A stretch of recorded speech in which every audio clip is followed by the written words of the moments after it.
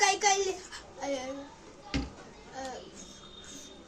इतने लिपस्टिक है बोलते कैसे बोले दा लिपस्टिक कयम लई हाइरो अदुगा कलर जो हाइरो को औ कईगिनो हाइरा अदुगा कंपनी जो हाइरो अदुगा हाइरो बा अदु करिगिनो मा हानि जंग इजा मैम आई अंगांग ओइनिंगाइदा आई पानिनो ममाना थोंबलु यामना पामदेबा हुजिक्ति यामना हावना थोंगे अदुदी पामे ममाना आई अंगांग ओइनिंगाइदा पान इरोंगा दो के पता नहीं टेस्ट तो पूरा लाइक इधर उधर जा रहा कौन लोग फुके मामा सोंदे योसे मैं आपको ना मुझे तो खुरा मुझसे से अस ये लो बने से ब्लूपर्स वीडियो सिबो येंबिरिबा मेपुंग खुदिंगमापु ममागा मचागा मुगला ए हाइनिंगा लेतना थागसरी चैनल सिबो येंबिरिबा खुदिंगमापु तराम नोक्सरी अंता हायसे ngasiगी मथेन जम ताहाइदर ओसना sakla me sa हारोसे ngasiगी मथेन जे इरोम आलू की सब्जी अदुगा आलू की सब्जी है गनो आलू गा कनोगा मटर गंगौबा अदुगा इरोंबा nga atawba leire adegi si kainom tharose si kainom tharose leaves hawai maton ko na ba ade sina kariba coriander nate hangam peregi maton ko na bane adudi mayam ahan ba thengna ba ichini na flower ne adu sa ga doini ichini na ahan ba thengna ba mayam video ha mama machagi se sugaw kaw de bida taw sambira mo adu ngasi gi insang se pani ro mani sa na haiba haibo haite boy taw gre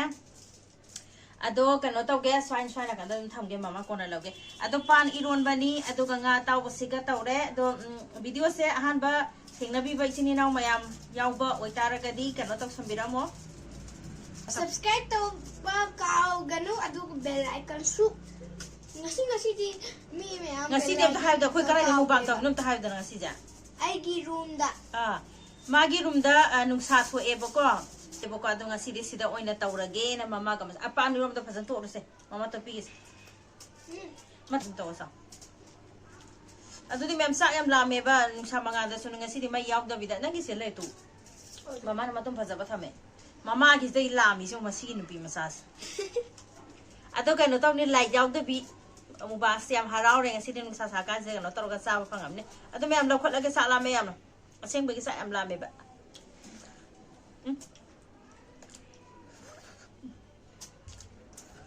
hảo đấy sao nào thằng gặp về đấy rồi nó cột kìa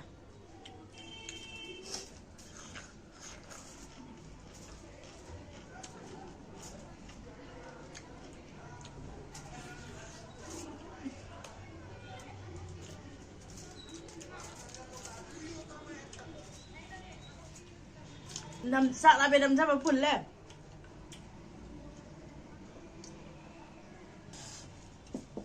không da khoi di sa ru thau ba sing je sin je pang hau ta hau gale ha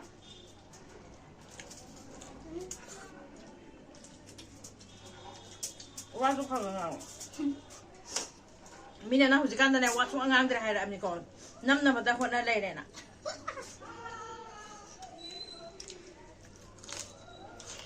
ma'am comment section दा ma'am गी favourite colour comment तबियु अदुगा mama गा आई गा येंगदोइनी अदुगा आई गी दी pink का purple नि mama गी green ने को white shoe ngamal yon yaw yu ko ni wa yang nga sa sam ta to kono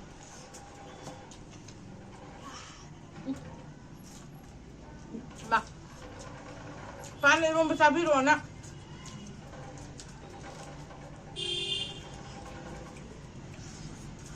ma'am comment section the next कई जान चा दो हारो to tan pi hai de ta dro ai do ha ben te ya comment da masang video da kali nang cha sabi ro ha ben no mem comment da hada be mo ha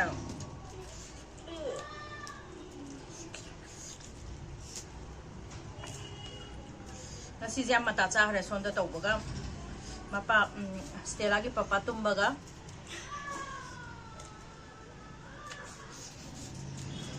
सानागनु सानागनु साला मबा मासो तो की तेंगा सिगी Ayukta मंगोदा breakfast तो कनो दे पिजद्रब संगोम दे हना पिथक्तरब अदु चसे सा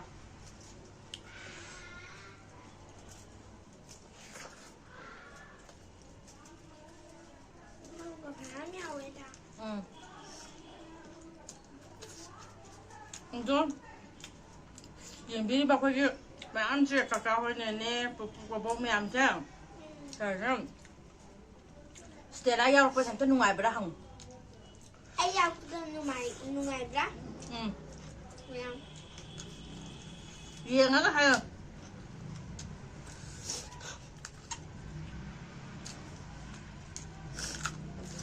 미안 비도 야로 퍼센트 nuai bra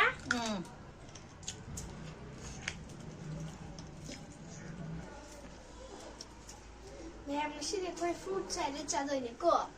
Fruit salad cho rồi nhỉ? Salad. Fruit salad. Salad này salad. Salad, fruit salad. Mama na confidential de video mà nó hay fruit salad. Atau pasal hay itu nak? Fruit salad. Kali ini apa hay ni itu mama hay ni itu kali ini apa? Fruit salad. Satu tu dah.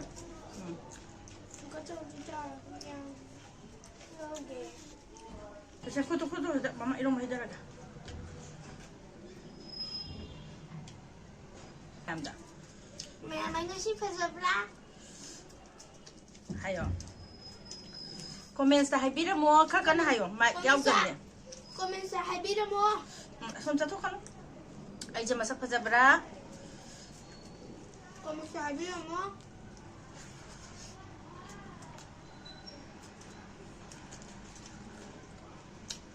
Mama ki din oi pala. Mama ki su comment sa hay bira mo. Nga mama ki oi na di sa masak pazay bini. Har mama ko din makina. Masasing sa masak oi pazay. Loi na mama sing na ne masanong si basa. Loi nung si. Hangabra. Loi na mama sing kimita din na. Loi pazari ba. Mama ko din dunia da lay ba.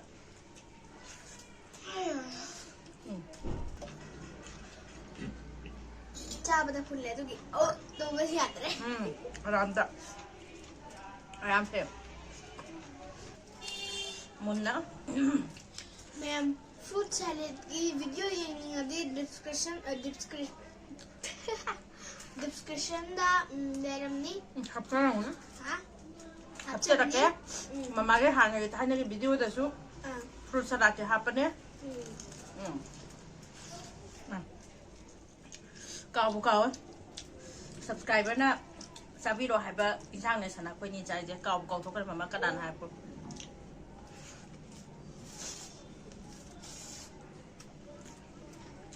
ngapi gani hayo ngapi ganiช่วยkhale sak lam he da mamai ba ni da ma sa sa so sa hong be da hoi de ma'am hai ba sam hai ning be da hai ma'am की ने ma'am की ano maruyi nga sa ka da ba kanino na hai ning do ta ha gaw ke ya मैम नुपी अखोई की subscriber ले दो कई इतने लिपस्टिक है बोलते कैसे बोले लिपस्टिक यामना कया हम लिपस्टिक लाई बना दो हाइरो कमेंट सेक्शन दा अच्छा नुपी अमा मंगी युमदा लिपस्टिक कयाम लई हाइरो अदु कलर जो हाइरो को औ कईगिनो हाइरा अदु कंपनी जो हाइरो अदुगा हाइरो बा अदु करीगिनो मा हानिंग जंगा इजा ता हाइरो आई नो मा दा मन लेंगे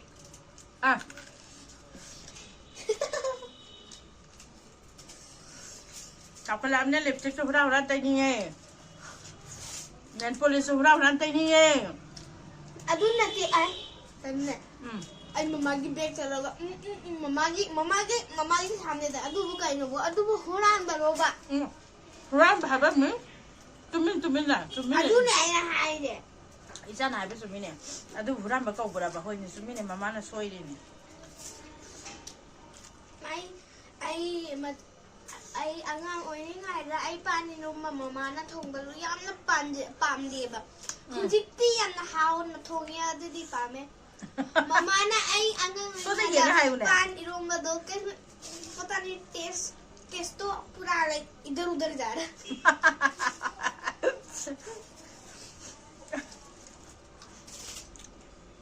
akhang ba khatang adam loksan biyo ma'am waro yate abis ma sa subana video dala di Manipuri sa ngang ba hele ba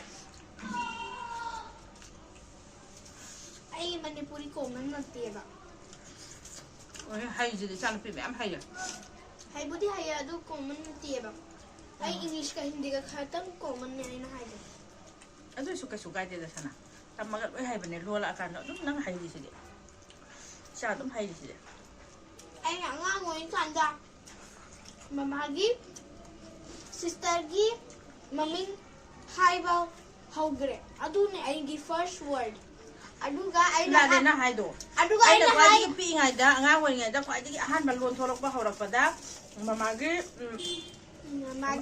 manang no pe ai di dom cha do hayo ai gi dom cha do abe ka we adu ga ai na hai sa smana abe Magi mami na kwai han ba da to ai ba mo lon thok ba horak pa da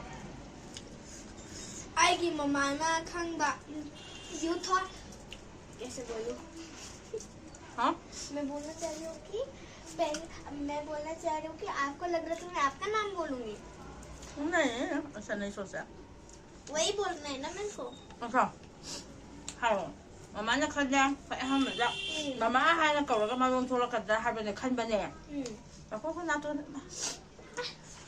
aju ga di abe ha na thok le ha ba पापा से मैंने खंडा papa su khan le papa ha na ka ka da no अतो result तम कनाम तो है अभी और ना है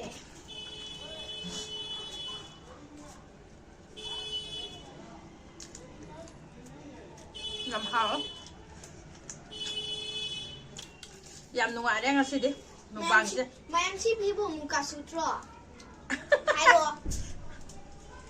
mana pun hai hai no me nang bo आई थी खंगा दे hai yang chao ra khang de ba nang मुझे खंगी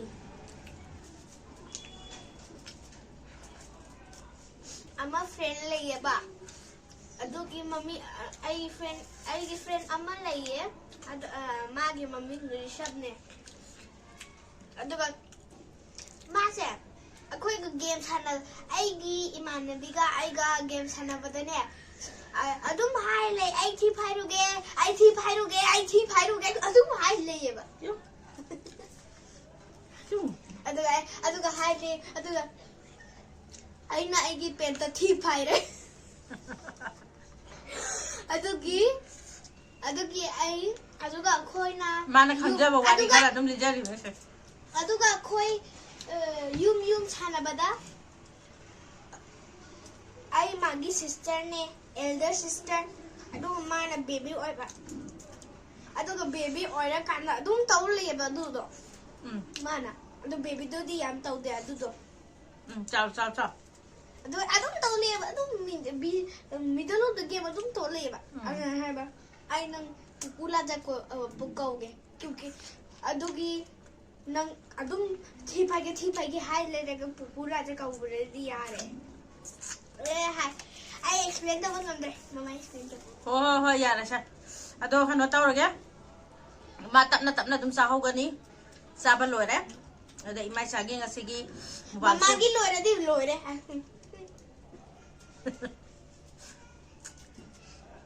ang sabi yang ku tapi de sa ba ado gi ni mama hai ya फिर मैं तो जा Uji bong nem. School sali se sa ila sari ni ko se.